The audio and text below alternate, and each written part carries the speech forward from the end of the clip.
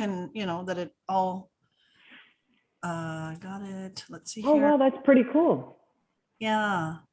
And then it goes into the archive and we don't have to worry about anything. And you know, let me just mute that and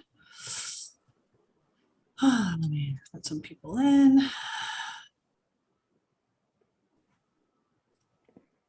See, oh my gosh, what did I do? Okay, do you guys not see my presentation there? No, it says you had started a screen share, but I don't see anything. I just see all of us kind of There we jump go. in. Maybe this is it. Hi, Fasti.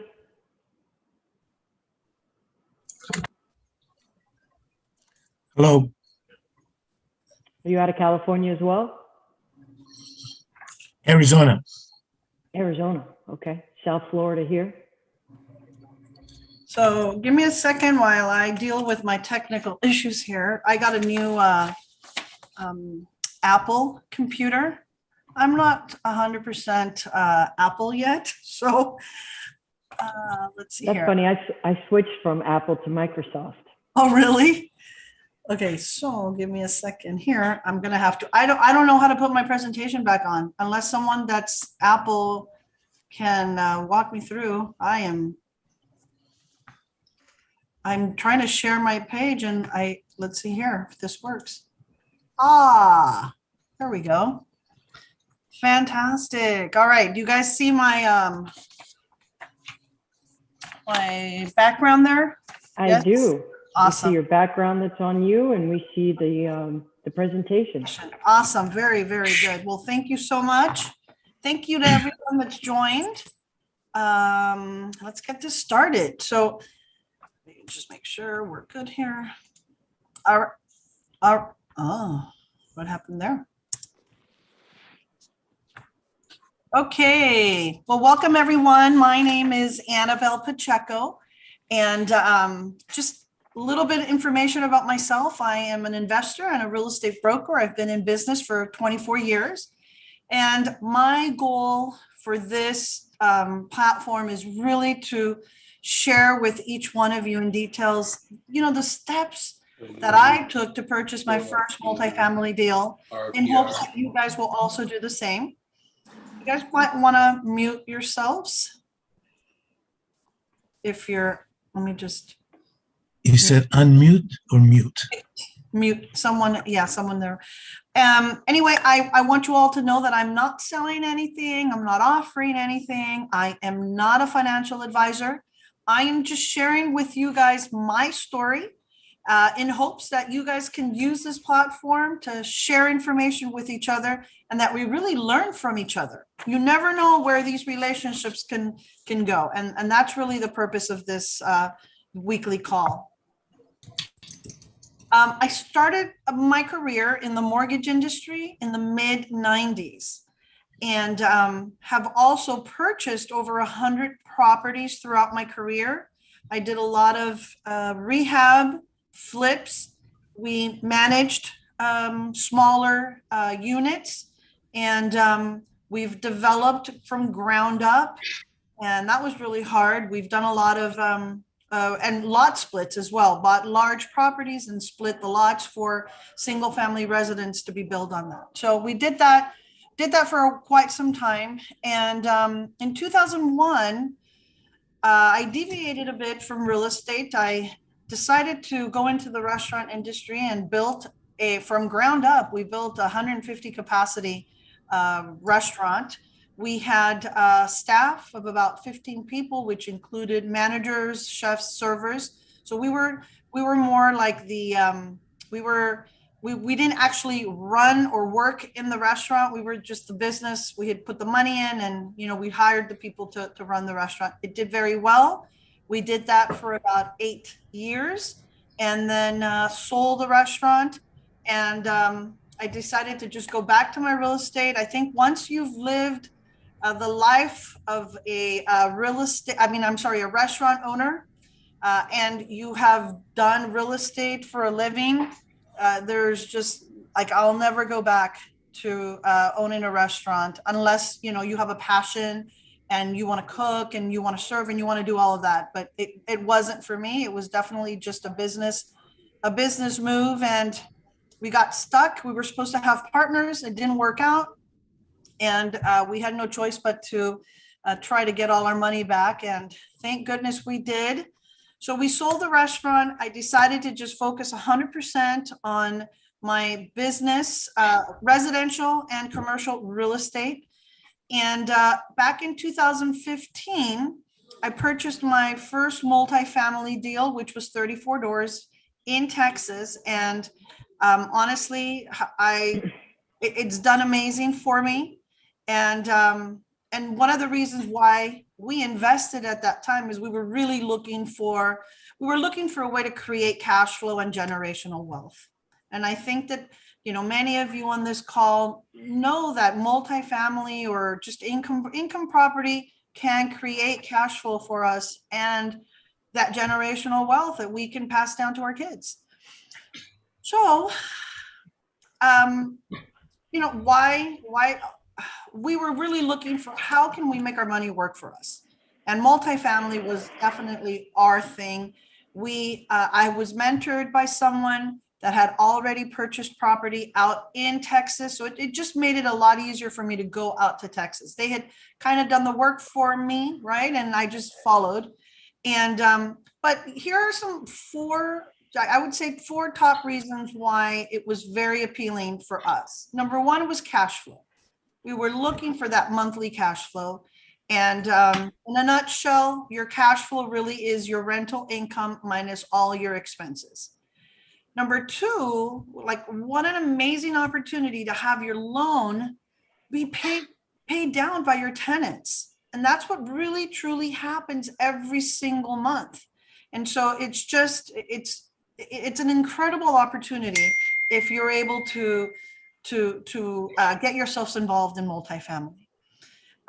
Number three was appreciation, right? Properties appreciate over the long run.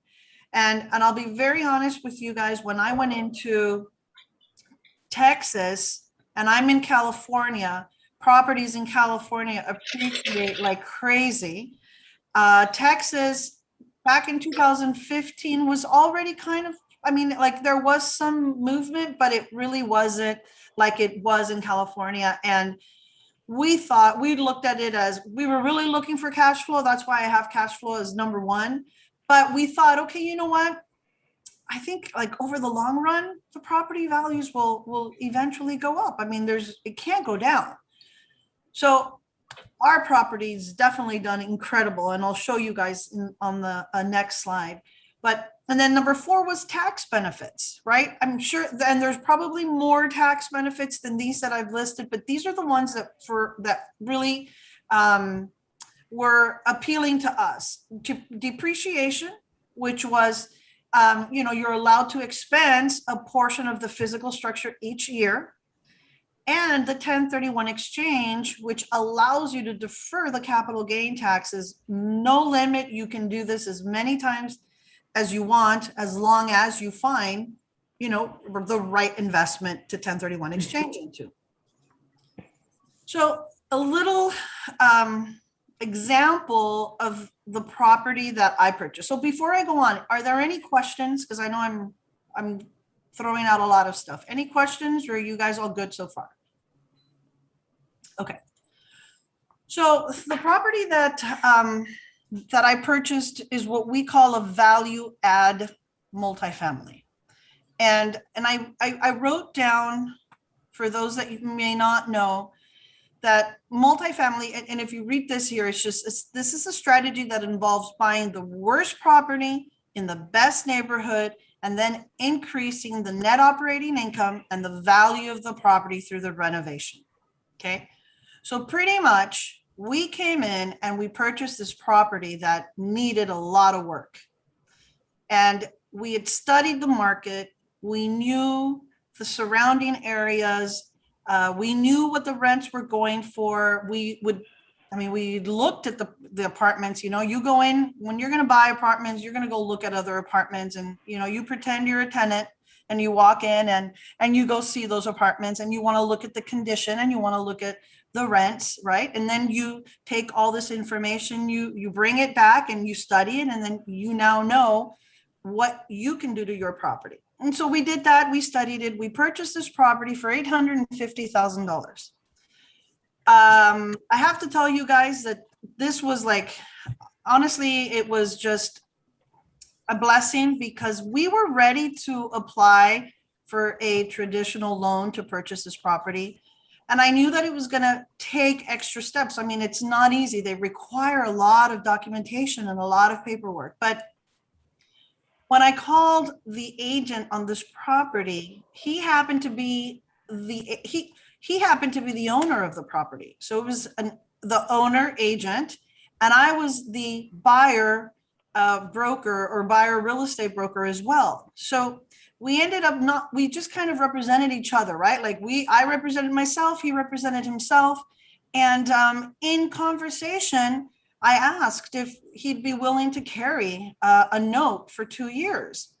And after we did all the numbers, I mean, it was like a no-brainer for him because he was losing money on this property. And he was going to be making more money for lending us the money for 2 years than he was with that property. So it made financial sense for him. It made things much easier for us. And so we moved forward. We did you do your inspections and you do your due diligence. But just, it was wonderful because all we really had to put down was 350. He carried a note for 500,000, and it allowed us 2 years to remodel and update the units and increase the rents. And now this property, you can go to any bank because the bank sees that it's producing, the bank sees its condition. It was much easier for us to get a loan. So we were able to refinance at that time. And when we refinanced by year 2, mind you, we bought the property for $850,000. When we refinanced, it doubled. It was 1.6 at that point. So we were able to get a loan for $1 million. We pretty much got back our 350 plus whatever money we put into it for repairs. We got it all back. And today our money, there's zero of our money invested in this property. And the property value is somewhere around the 2.7 and a little bit more $1 million. And this was an investment that I did about 6 years ago. So it really, really turned out to be an excellent property. And I had no idea that the value was going to quadruple. I knew that it would go up, but it was Texas, it was very different than California, and it's quadrupled in value. So any questions so far? We're all good. Perfect. I'll show you guys a little picture of the property. So there's 2 buildings. We have a building. This building you're looking at is 24 units, 1 bedroom, 1 bath. And then we have 10 units. They're all 2 bedrooms, 1.5 bath, townhouse style. And I'm gonna stop sharing. Give me a second. All right, admit. Let me make sure I have everyone in. All right. So, any questions? We all good? Yes? Okay, very good. So today I have a special guest, and I am extremely honored that she agreed to join my weekly call. Her name is Kristine Flook. She is from Florida area. She works the commercial real estate out there, and I think her niche is sourcing off-market properties.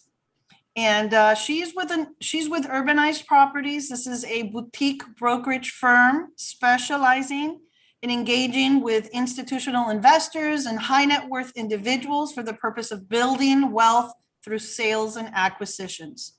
Urbanize capitalizes on the ability to capture very desirable and demand, this is the key, off-market assets in South Florida and additional emerging markets within the urban core neighborhoods.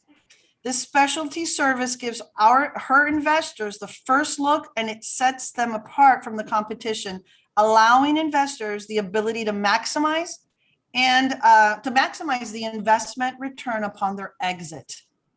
So welcome, Ms. Kristine. Thank you so much, and the floor is yours. Oh my goodness. Well, thank you. Excuse me. It's an honor and a privilege to hang out with you guys this afternoon. So I am over here in Miami. I've been in real estate since 2004. I started out in residential. That's where you get your war wounds and get to learn how to smacked around a little bit between buyers and sellers and dealing with open houses and, you know, why isn't the kitchen white? It's blue kind of responses, and how I started out in real estate. I just kind of fast forward in 2006, I started working with a brokerage company at that time that was doing more smaller multifamily, more commercial assets, office buildings, larger multifamily land. And I was like, wow, this is pretty cool. I think I can grasp this. So I started prospecting owners for smaller properties, say 6 to 20 units. And as I'm on the phone, I'm just concentrating on, well, I had a script that I was reading, so I was concentrating on the script. I wasn't even hardly listening to how they were responding, even though I should have, right? I was just so focused on, oh my gosh, what's my next line? What's my next line?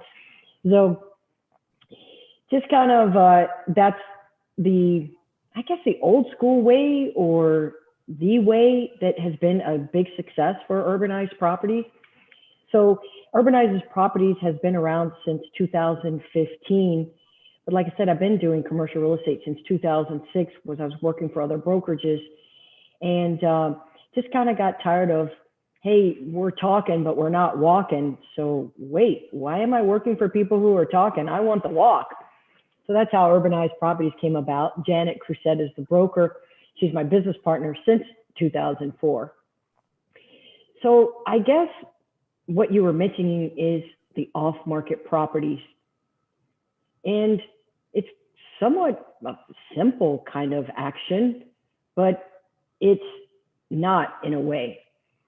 Example, pick up the phone, look up the property owner, look up the LLC, find out where you can locate their telephone number, talk to them, hopefully create some dialogue on the phone with them, handle objections, and keep them on the phone as long as you can to hopefully get somewhere, which is obviously touring the property, receiving the income and expenses, the rent roll, hopefully it's the truth. And then, you know, setting up a time where you meet up with the owner and hopefully work out a purchase and sale agreement, price and terms agreeable to parties, and then hopefully end up at the closing table, go to the bank, cash your check, put it in. I don't know if there's anything I could answer specifically for you, but I'm just letting you know that you can, and I'm happy to answer whatever I can. The recent transaction that I did, which was 384 units in Daytona Beach, my real estate partner, Janet, she sourced the operator, who was an off-market property. At the time, October 2020, maybe September, we started making phone calls, because I've been working on intentionally, and that's how I met Annabelle, is just reaching out to other investors and just kind of landing in their world through LinkedIn or social media, Facebook, and connecting with them and finding out, hey, if there's something to connect, and hopefully maybe the future, if not now. And with this particular operator, with different investors, they have different appetites. So they were looking for things in different areas of Florida. We sourced the operator, and at the time there was a gentleman that was our contact person for the group. Well, he was making his way out of the company and was moving on to another company. We kept following up because he had mentioned there was more than one asset that we might be able to have access to. And we were like, wow, this is exciting, because we're just calling for one. And next thing you know, he's got properties in all these different states, and we have people in all different states. Wow, we just hit the jackpot. Now the guy's not returning my phone calls. He's not returning my emails. I'm hitting him up literally probably every 3 days. That's the length of rope that I'm giving him. I actually want it to be every probably 10 hours, because I was so excited that I really had this off-market operator that I could reach out to. And it's a substantial group. Being a boutique firm, sometimes these larger assets might not necessarily take you as like the bigger firms, such as JLL, Cushman Wakefield, Marcus and Millichap. I call them Marcus and Millichap. And so, you know, you want to show up serious. So the gentleman's on his way out. He eventually connects us with a young lady. And now we've got another lifeline that we're going to exercise and see what we can do, because now we've got all this exciting product and these exciting investors that we can help source acquisitions. Come to find out, fast forward, maybe we're into October 2020. She's somebody that I've met and somebody that I've already know of here in South Florida. So that was even more exciting. So now I'm talking to somebody that actually knows me and I know them. So now they can sense that we are somebody who's real and that we're not just somebody who's calling up with, you know, blowing smoke. So it was a recapitalization opportunity. So it wasn't that the owner wanted to sell the property. It was the equity partner wanted to close their fund and they were looking for a new equity partner. So we were like, okay, it's a different way to look at it, but I'm pretty sure we have people for that too. So I've had a relationship with the group that I brought in for the recapitalization slot, if you would. And I've been talking with him for about 2 years. I had been sourcing land acquisitions and other multifamily properties for this gentleman. He was looking for self-storage sites. I had actually provided an off-market site for him in the Fort Lauderdale market. Didn't work out. Nonetheless, of course, I'm keeping him on my radar. I started working on another property with him. It was around 65 million in the Sun Belt states. The owner was an asset that had many states that they were owning and they were looking to dispose of it. Nonetheless, that didn't work out. So I'm like, oh my gosh, coming up for another one. I guess strike 3, you're out, but Yeah. third one worked. Okay. So am I just rambling or it's okay? No, it's good. It's good. Excellent, excellent. So got on a phone call with the equity partner and the operator, managed to set that up, and it was instant synergy. What happened was this particular equity partner had met the operator like 7 years ago and saw him on the stage in New York speaking at an event. Oh, wow. And he was just really moved by this gentleman. And here I am connecting on a call for him to be able to work with this gentleman. So it was just fantastic, actually. There were 2 properties on the table. One of them was a little bit more of a time frame that required like 120 days, and another one that didn't have a time stamp to it. So we wind up working on the one that didn't have a time stamp. Fast forward to July 2021, closed the $42 million acquisition in Daytona.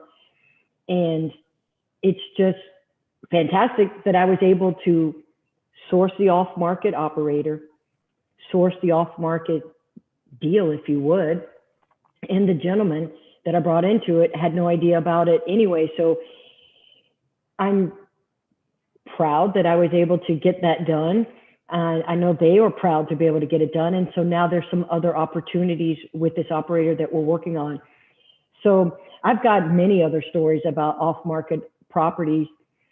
So if you're wanting to go that route, obviously, I mean, that's where less hands in the jars are.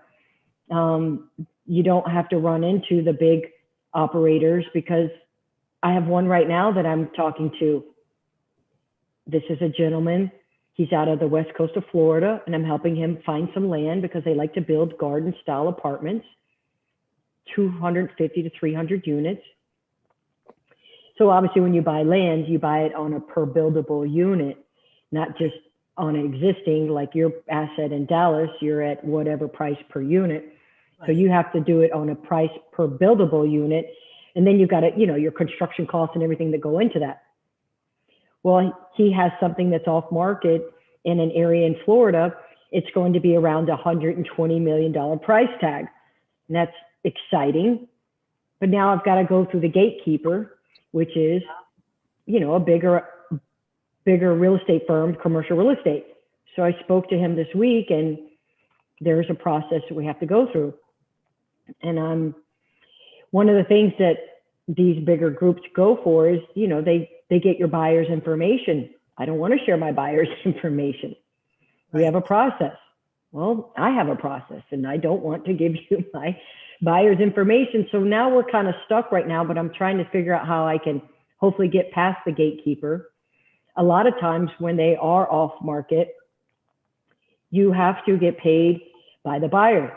So in this case, being a real estate brokerage, I'm also an investor myself, but as a brokerage firm, sometimes sellers don't want to share, and sometimes buyers have to pay the fee.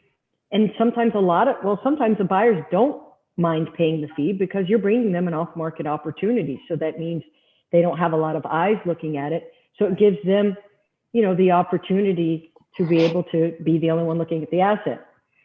So I have a quick question for you. So if, let's say, I mean, there's quite a few people here on the call. If someone is looking to try picking up the phones on their own, right? Obviously, they have to have the source of where do they get the names and numbers, right? What's the script, or what do you say? What can you, I mean, again, you don't have to give away all your secrets, but yeah, no problem. But, you know, like just share with everyone, probably maybe like the basic steps of how do you even connect with that off-market owner?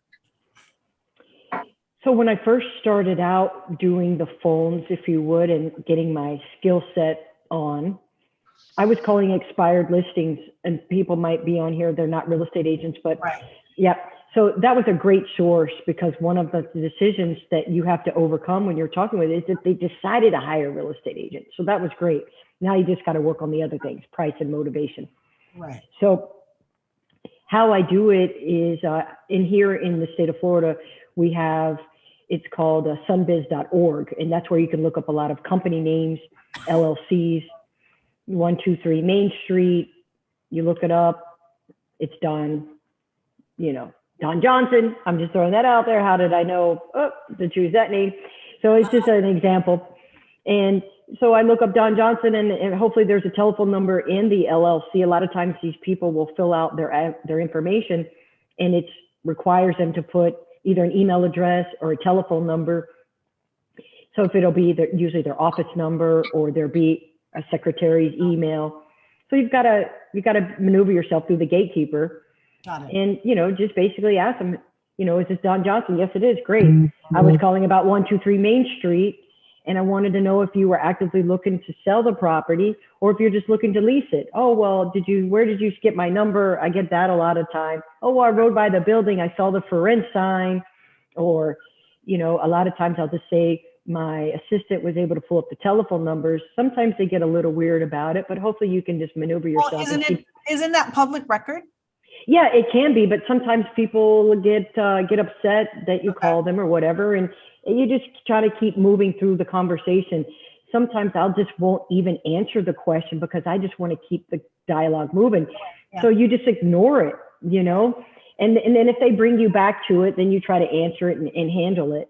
You know, I mean, I get people to hang up on me all the time. I get rude people, but the thing is that contacting the owners, you never know where their motivation is going to be. So whether another source that I was mentioning is riding by the area that you like and looking up the for rent signs. Sometimes there might be somebody out there and, you know, you let them know, hey, I like this property. I'm looking for a place to rent. Do you know how to get in touch with the owner in case there's not a for rent sign outside? That's another great way of doing it. And then it also, when you ride by the building, it allows you to look at the streets, look who your neighbors are, find out if they have nice properties or not, you know, because you don't want to be next to somebody who's a hoarder or something. But again, maybe that might be a building you might want to buy also. So, Right, right. Okay. so a lot of it is, so another thing that I do is contact as a real estate agent. Is that okay that I go from that angle? Right. Because Yeah, absolutely. I have relationships. So now let me I have, ask, Sure. let me ask, how many on the call are real estate agents? Can you raise your hand? We have one. Okay. So, Oh, two. yeah, Okay. okay. So we've got a few that are real estate agents. I think about 3-4 people here are real estate agents. So Well, yeah. yeah, through the years, I mean, you have relationships with people, you start to find out who are the good apples and who are the not so good apples. So I make sure I stay in touch with the good apples, and or someone that you've done a transaction with before, then you've created a relationship with them. You kind of know how they work, you know their follow-up, you know that they're going to provide you the income and expenses in a timely manner. You know that they're going to set up the showings for you in a timely manner. They're going to provide the attorney's information so the parties can communicate properly when it comes to title and any issues that come up. So that's another source that I use for off-market properties, because if I call up, hey, Jeff, we did this, you know, like 3 years ago. Nice to catch up with you again. How's your family? And then if you've got anything you're working on, I've got a buyer, Annabelle, out of California. Her and her husband are looking for a boutique property here in South Florida. Here's kind of their criteria. What do you have? And I'll go through that. Another thing is you can go back on MLS and see closed properties that happened in the last 3 years. Look up those real estate agents, contact them. Hey, congratulations. Oh my gosh, that was 1.5 years ago. Wow, time flies, huh? So do you have anything else that you're working on that you could do it that way? You can also look up the buyers and the sellers that were doing those transactions. So that's another source. It's just being able to tap into all of that. So another thing that I use, because I am in commercial real estate, is CoStar. CoStar is a great source for being able to find contact information. Might not always be accurate, but at least you can be a source for that. I don't always, LoopNet is a good source as well, but I don't always know if what I'm seeing on LoopNet is really the truth. Is it really that Richard has the listing? I don't know. So. Right. No, I think this is great information. I mean, I would apply it, I think, or anyone on this call that maybe even wants to buy 1 to 4 units, right? Right. That's easy to maybe do a little bit of research. And if you're a real estate agent, well, we have access to the MLS and we have access to finding out who the owners are. And, you know, maybe writing a couple little letters or little note cards and start connecting, because you're right. You never know where that person's at when you make that phone call or when they get that postcard. I mean, they could be thinking about it, right? And then it's like you're there at the right time and you know, they call you up and I've seen it done. I've lived it myself, and really, you can find some great opportunities that way. Another thing is door knocking. I mean, here's a story, and it's just kind of one I've held on to for a little while. It was a 6-unit building, and they turned them into individual condos back in the craze when things were always turning a multifamily building into condo. There was a craze that was going on here in Miami, a few years ago. So there was a holdout. So I was able to get all the owners' information, speak to all of them, but there was one guy that was holding out, was not returning my phone call. I had to drive like 1.5 hours just to go to this gentleman's place. It was a condo building. So, you have to either have a fob key or some kind of access. Yeah. The mailman happened to be inside. So he was able to unlock and open the door, let me in. I had to stand on the balcony in front of this gentleman's door and wait for him to come home. I love it. And that's the dedication that sometimes it takes to be able to do a deal. I'm with you 100%. I So love the fact you're sharing that. You're It doesn't right. matter how it happens, why it happens, just get it done. Right. And you know, there aren't a lot of people like that, Kristine, that are willing to do those things, right? And Yep. and it's Or they're nervous. They're right. Well, They don't know how to handle it. They don't know how to keep things moving through the process. exactly. I agree. I mean, I've done my share of crazy stuff on residential stuff. It definitely William says property stalker. That's For right. sure. Absolutely. Yeah, for sure. And you know what? Whatever it takes, because either you're working for your client or you're working for yourself and your partners are relying on you to do your job. That's right.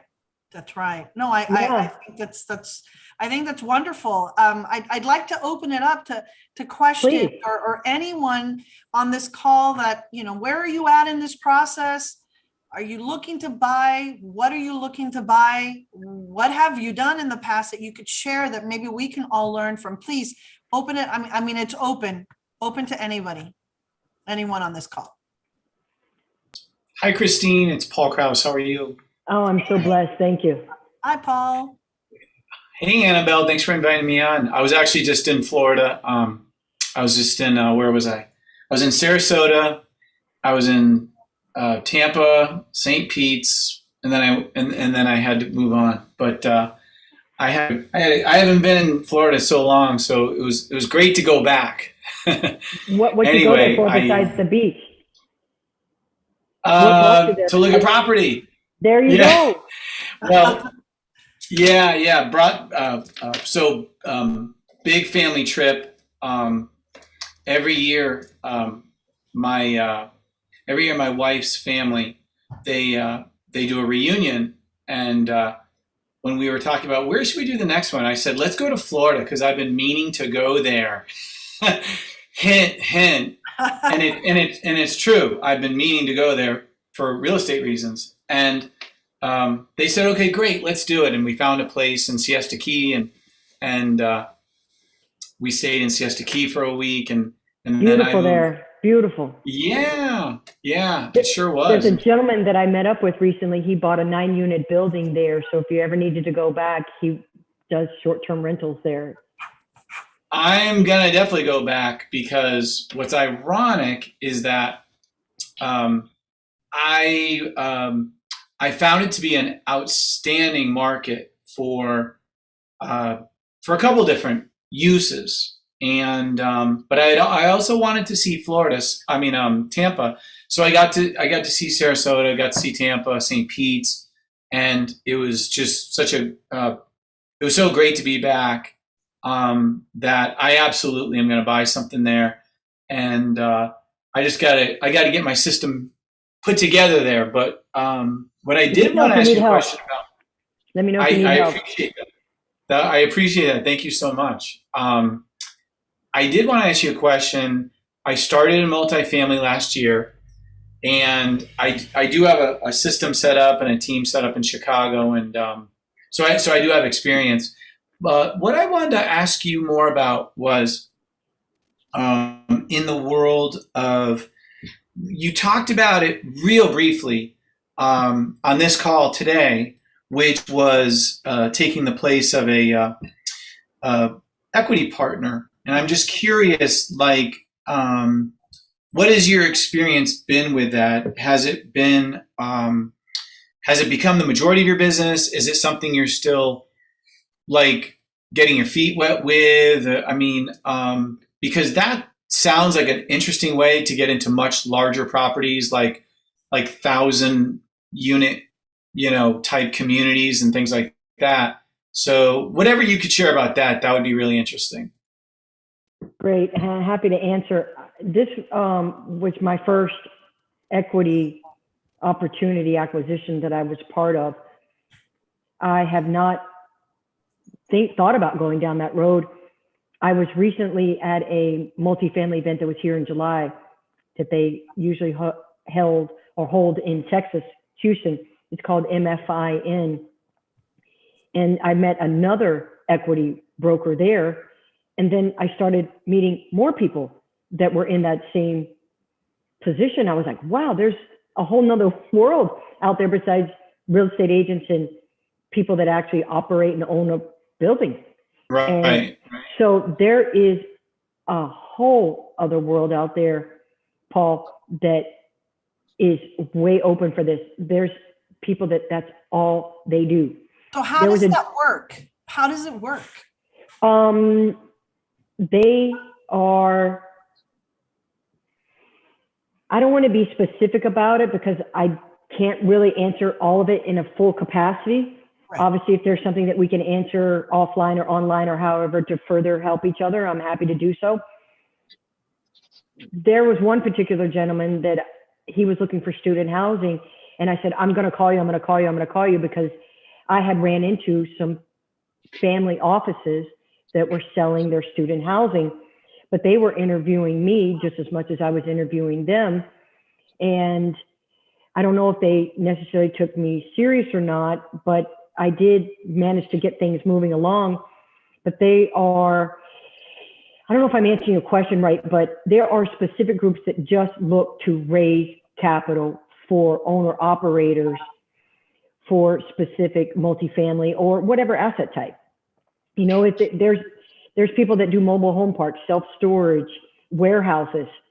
So it could be any kind of, there's people that buy hotels, there's people that buy entertainment structures that are focused around weddings, focused around bar mitzvahs, things that are entertainment wise. They also do, you know, equity raises for things like that as well. So it's definitely an avenue that I want to add to my tool belt. I was on a Capital Forum last week for 3 days. These wonderful ladies on LinkedIn set up the event, and that is something definitely I want to add to my my tool belt, is being able to capital raise. But again, I'm sorry if I'm not answering your question correctly. I just know that there is a whole other world out there, you know, for people that just raise and do equity deals. Yeah, yeah. Do you find that a lot of your larger, what I'd maybe call like institutional class investments, are you finding that the trade organizations and the conferences, like the annual conferences, and there's so many of them that we could list them forever, but are you finding that to be part of your mix of how you're sourcing some of your deals today? I would say, to answer your question, they are doors for me to walk through. They are networking opportunities, and I make an effort to follow up and or reach or make some kind of touch with that. Example, 15 acres in Texas. My niece works as a real estate agent in New Braunfels. She is helping me source acquisitions for people that I have a lot of interest in Texas. And this, my niece found this property for me. The gentleman that was at this event back in July, I was so excited to meet him. And he actually gave me an autographed book of his that he wrote. He really enjoyed my energy. And I said, I'm going to share with you next week when you're back in your office, this 15-acre property, and we're going to connect. And I just remember I've got to touch base with this gentleman for sure, because I mean, obviously he gave me his books. That was pretty exceptional. So I did send it over to him. I'm now connected with his acquisitions gentleman inside his company. So now I'm staying in touch with him. Matter of fact, I sent him an email this week. I don't know if it's going to work out, pricing, different things like that, even though it's unrestricted land, which is great so that you can build a multifamily, you can do self-storage. So when it's unrestricted, you have a little more free reign to build whatever you like. So I would say more of the open door is happening. Obviously, when you are in a face-to-face you can create more of an intentional networking experience. Right, right. Like with Annabelle, we belong to a women's group on social media. We do monthly webinars. I've been bumping into her, and we've been now probably 6 months. And next thing you know, she was coming to Miami. I'm like, yes, for sure, we got to meet up. And we wind up meeting up, and I met her husband and her daughter. And so now we have more of an experience that we're going to create for the future opportunities because we've been bumping into each other on the webinar. So again, I hope I'm answering your question. Just being able to go to these events and network with people face to face, you allow yourself to create that open door. Obviously, you're on Zooms with people a lot more because that's the wave of the future now, and that's what became because of COVID. So Sure. I'm just intentional and I'm purposeful with my connections. And hopefully if something happens, it works. If I get a vibe and we just don't vibe, it happens too. But I would say majority of 95% of the people I do vibe with, because I am keeping them in the back of my mind and I'm keeping them in my, touches. Hey, I know it's been a month since we met up. Just wondering, did you find anything you were looking for yet? Are you still looking? Just Exactly. keeping those things happening. So Yeah, very cool. yeah. Well, thanks for sharing. That's great. Thank you. Yeah, absolutely. Listen, I can definitely connect you with the gentleman in Siesta Key. He, like I said, he bought this little 9-unit building. He's done some work for it, and now it's up in value for sure. And if you had like a large family, like you mentioned, you could take up the whole building. It has a little pool, it has parking, and he actually gives you a fob key to walk through the residential section of the beach. Obviously, Yeah. it becomes open to the public, but it's an easy access versus going all the way. Anyway, so if you need That's help, let me know. Yeah, no, the Siesta Key's full of those. We stayed in a Beautiful. duplex that was big enough for like 20 people and had 2 pools, and it was modern, and it was just such a great application.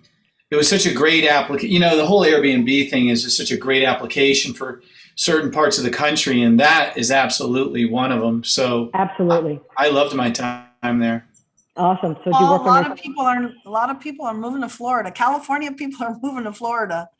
and New York? Oh, it's amazing. And New York. Yeah, it's amazing. No, it's amazing. And even Tampa, I got to spend some time up in Tampa, and the neighborhoods are also different up there because you drive like through Ballast Point, and that's like one part of Tampa, and then you drive through another part which could be the exact opposite demographics and income levels and medians and all that other Sure. stuff, and it's growing so fast that I just had to look at it like, wow, this reminds me of what California was like back in 2003 and 4, when all of a sudden people just decided, hey, we're gonna buy houses and we're gonna fix them all up, and it just reminded me so much of California from a long time ago. Right. Yeah, definitely. Did you tour any properties while you were there, like multifamily, or?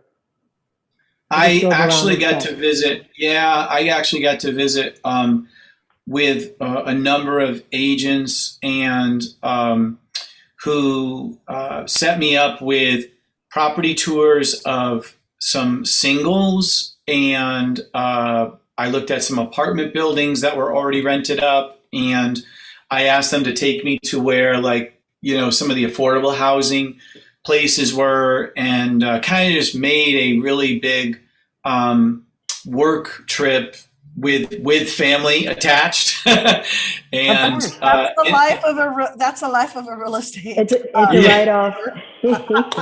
yeah, no, and that way, because I really wanted to see the extremes of what is the Airbnb market versus the affordable housing market, so I could understand it, right? So I've got a young lady that I've become kind of close with, just like with Annabelle on the women's multifamily webinars that happens. And her and I bumped into each other over a year ago. Then I think it was towards the end of last year, we really started talking more. And she's on the West Coast. Her and her husband are both in real estate. They have a small property management.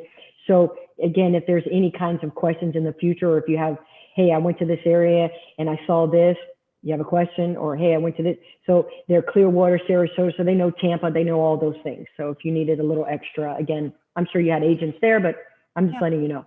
Christine, you No, it's great. want to type in on the chat, like all your info, that way people can save that, and Paul Oh, save it as well. And Yeah, thank you. Yeah, that'd be great if you could share your info on the chat. yeah, that'd be Reconnect fantastic. in the future. Excellent. Well, I hope that I have answered anything, or at least created some kind of dialogue that is for the future. And I'm happy to network with any of you and do anything that I can to help you here in South Florida. So the prices here, they range from crazy to ridiculous. Oh my gosh, how does that happen? So if you're going to go take a listing with an owner and you sit with them and you say, hey, so all we have to figure out is where you're going to spend your time between your price and motivation. Well, I want $1 million for my house. The market's only 800. No problem, Mr. Seller. Let's list it for $1 million because we'll probably get it. yeah. Well, that's California too. Yeah, I think it's everywhere actually. So obviously with multifamily, things just have to make sense. So we are now, I'd say we're hovering between 4.5 cap and maybe you can touch a 5. Again, when you're working with off market, you can really pull back some things that are between 6.5 and 8 caps. Yeah, but you just got to dig and pull back the layers. Yep. Absolutely.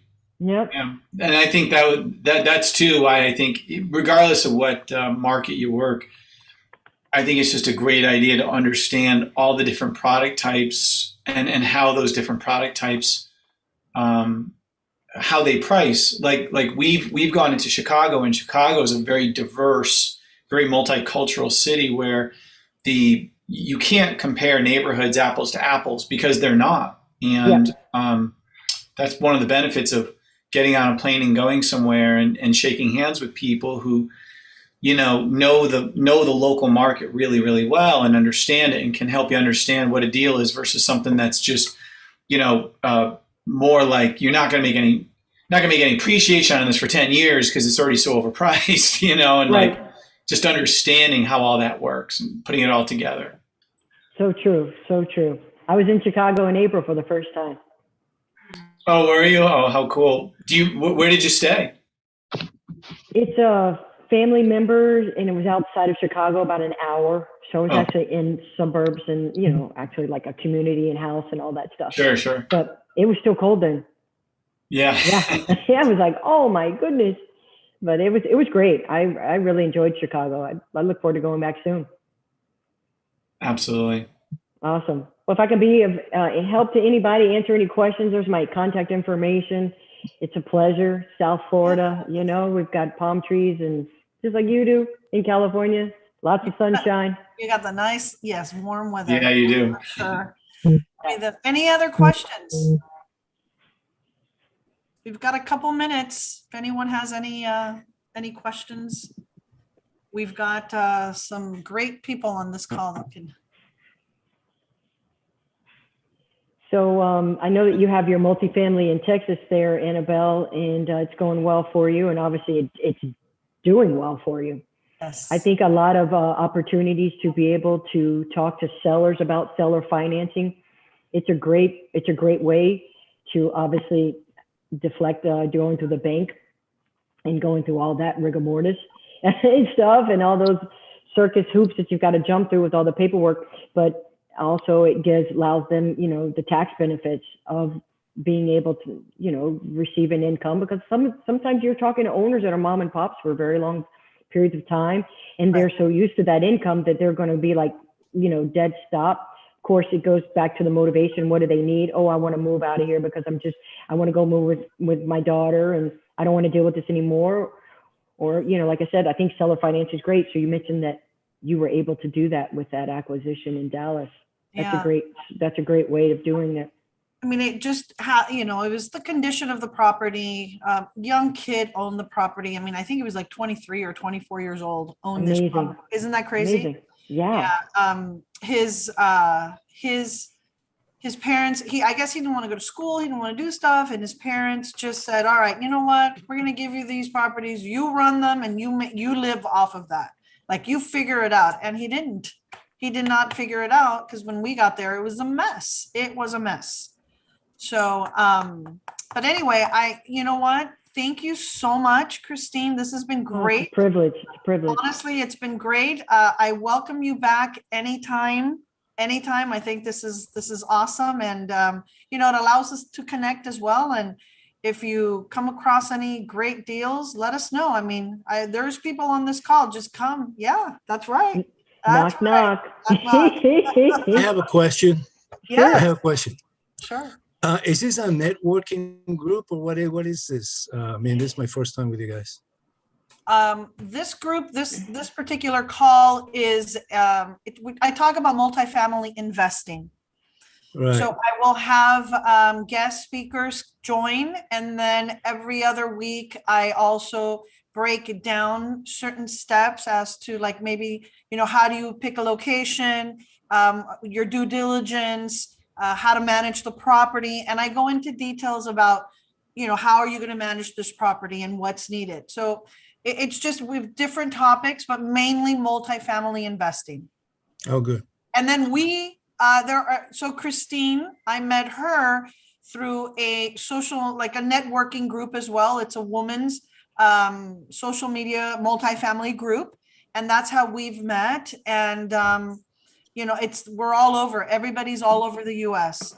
So the more people you meet and shake hands with, the better chance you have of something, you know, happening. So Well, I think in general, I think sales, and to some degree, is a contact sport. So exactly. Right. Well, I'm in Tucson, Arizona, and I started investing in real estate in 1982 in California. And I just gave up my broker's license in California because I wasn't really using it. I'm a broker here in Arizona too. Oh, nice. But I retired about 5-6 years ago. I stopped working with clients, and I consolidated my properties. I was doing basically what you were doing with residential, you know, buying distressed properties, fixing them up, keeping some, flipping the other ones.